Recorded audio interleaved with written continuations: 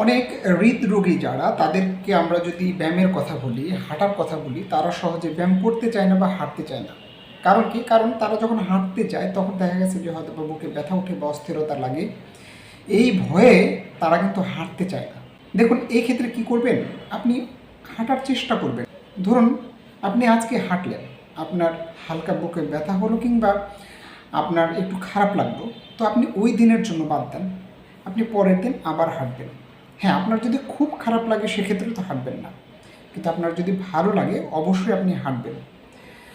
আস্তে আস্তে হাঁটার অভ্যাস করবেন এবং প্রতিদিন আধা ঘন্টা হাঁটার চেষ্টা করবেন 24 ঘন্টার মধ্যে।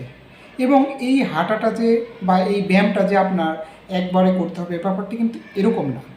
আপনি 5 মিনিট করে হাঁটেন, 10 মিনিট করে হাঁটেন, আপনি মনে রাখবেন 24 ঘন্টায় যেন আপনার টোটাল আধা ঘন্টা বা 30 মিনিট হাঁটা হয়। সবাই ভালো থাকবেন, সুস্থ থাকবেন।